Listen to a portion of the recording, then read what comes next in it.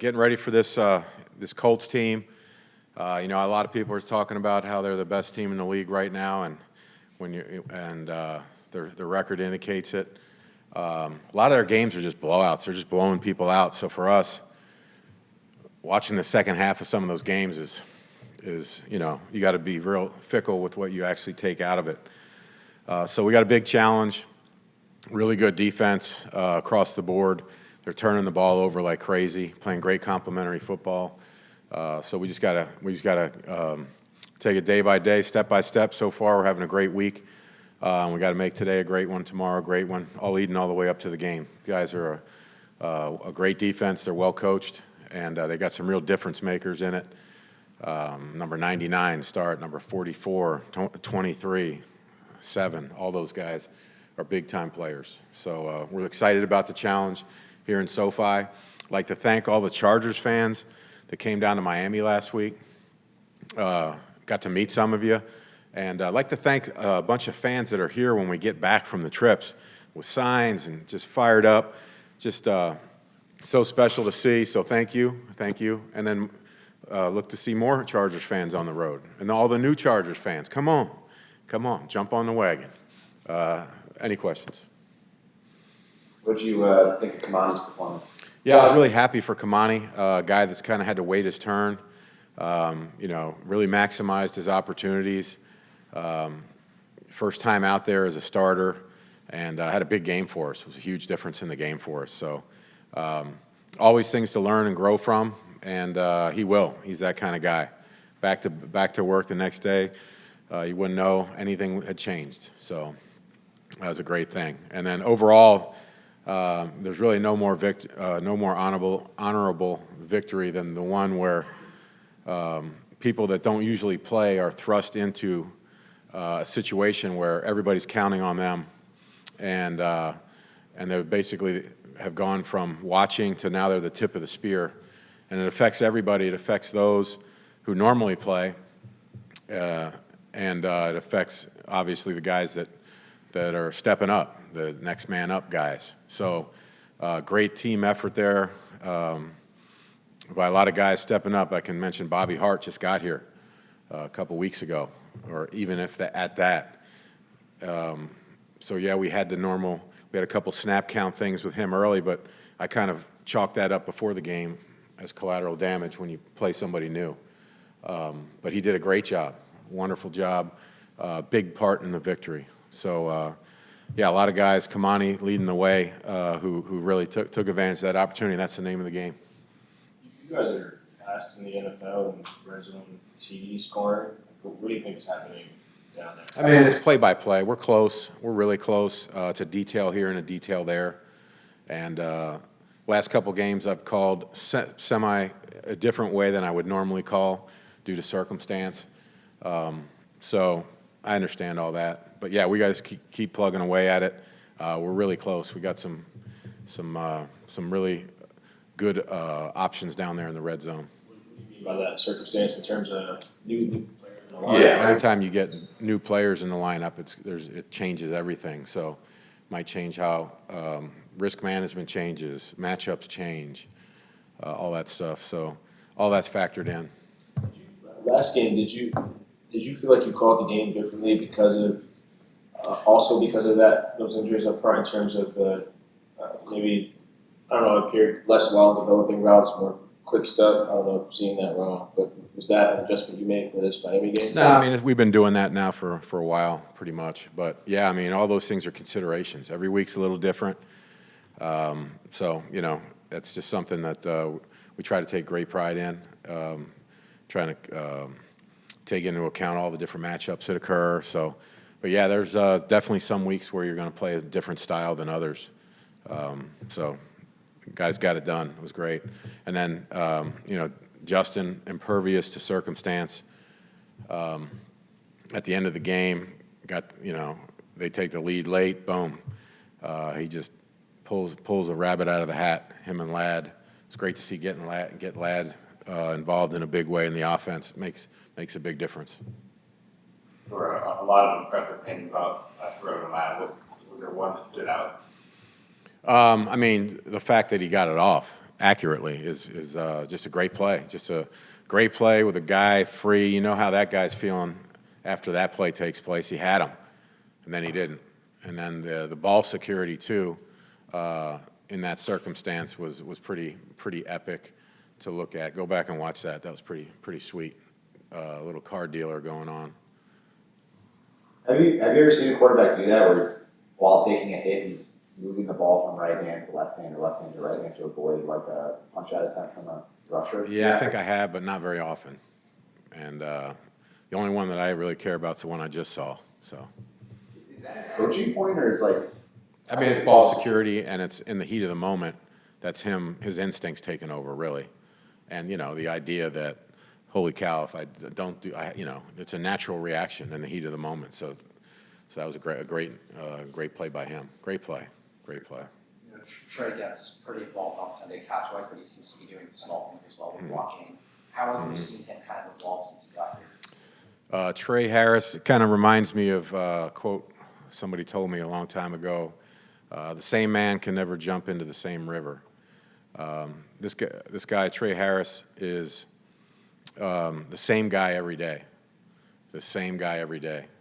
Week 1, last week, started, took the most reps, had a great game. Same guy on Monday. And because of his approach, he's a different guy every day because he just continues to get better and better and better. And it's fun to watch. Works really hard.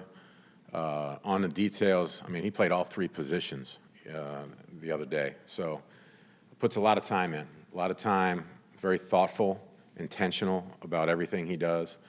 And that's allowing him to play faster and let his talent shine. I really thought, he did a lot of really good things, like from the blocking game to the release game to the run after catch game.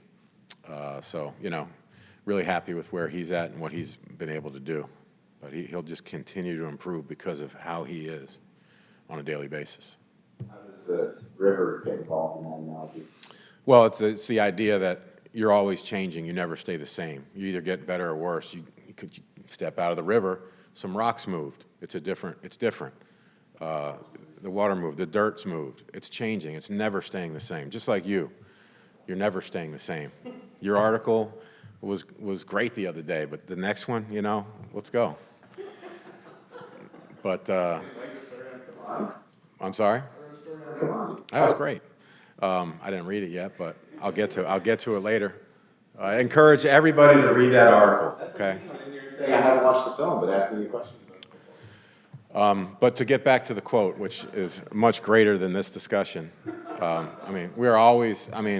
players especially, you never stay the same. You're either getting better or you're getting worse. And when you have that same day approach every day, the same guy every day, I can go back 30 years and think about certain guys who are the same guy every day. They always get better. They always win in the end. Just with Trey as a blocker, does he remind you of anybody like this early in his career? Just the stuff that you're putting on his plate as a blocker, like we talked about the lead blocker, power. Like he's in a split zone look this past week where he's one-on-one with the edge. Like, can you remember anybody from your career where that's like a great rookie? block. Oh yeah, not rookies. No. I remember. I work Anquan Bolden, future Hall of Famer. That's we got some room there to get to that spot, but that's the kind of physicality he can play with. On a run and just the way he's come along, just what impressed you the most about the way he was able to bounce back after? He fumbled early, but he still was a pretty big part in the offense after that. Yeah, he didn't blink. We would have loved for that to never happen.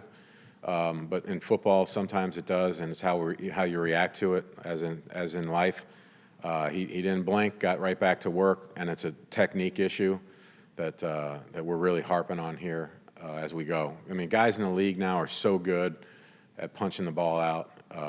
They're really good. They are snipers with it. So you have to be perfect with your ball security at all times. It's better than I've ever seen it right now. So that's makes it that much bigger a point for us to use the proper technique in traffic. Were you game planning for Jim when you were with the Panthers? For Jim. Did you remember playing against him? Oh yeah, at Clemson. The game was at Clemson. I remember it well. We were game planning against him. Yep. I was in. I was one coaching defense at the time, and we knew their hot system, so we were orchestrating our linebackers to try to intercept their hot system at the time, and I was actually the tight end trying to show the linebackers what's going to happen when they're hot, etc. But yeah, Jim, that was a magical year for them. I think we won that game, but man, they were one play away from the Super Bowl. The ball was in the guy's hands in the end zone, and they were something. They were. I remember well. I mean, nobody expected anything close to what those guys did, and they just kept one of those teams that just wouldn't go away and then find a way to win at the end. I remember them well. Jim? I can't remember. That's 30 years ago. That's a tall one there. I do remember we knew their hot system though. Tucker took over for Scott, some of the fullback stuff in that role. What did you see from him in the game? Well, I just hats off to the tight ends for having to shuffle around at the last minute and really exchange roles and whatnot. So I thought Tucker did a nice job. Most of his time spent at or around the line of scrimmage or in the short to intermediate passing game. But he really, we practice him there. Like we practice a lot of guys in different spots for eventualities. So he did a great job. Had some really key blocks, sprung some big runs. Thought our first and second down offense is more like what we were looking for, getting some chunk plays on first and second down. So we'd like to continue that trend for sure. But yeah, Fisk was a big part of the win. Just with Bradley, he's leading the league right now in the number of pressures allowed among centers. Is there any concern for you with him in pass protection and the number of pressures that he's allowed? Well, the first thing I'd say is like a kudos to really our O-line coach, Mike Devlin, running back coach, Kyle McDonald, all the different people coming in and out of the lineup really is one of the biggest challenges in NFL football. And these guys are working around the clock with their groups, new guys coming in, guys we don't even know, those types of things, to get guys ready to go and perform at a high level. I think there's, I feel like we're not a finished product in protection across the board, and it's something we can just continue to get better at. We'll continue to get better and better at. But I thought Bo's had one of his best games the other day, and then our grading system is the one that I pay attention to. It's the only one that matters. So are you concerned with the amount of pressure he's on? I mean, it's really not a one-person situation. It's the it's the offensive line, it's the backs, it's the tight ends, it's us as an offense. It's all of us doing a better job. So you don't think there were any plays from that game where Bradley got beaten? I mean, I think every game there are plays that Miami's looking at right now that their guys got beat. I mean, that's the NFL. Every game you're chasing perfection, but there's always going to be a play here and a play there, and then we can use our help system better too. That's part of the issue. Where guys aren't always in one-on-one situations. So that, to me, with all the new guys, there's some trickle-down effect that people don't understand, and I understand that they don't understand.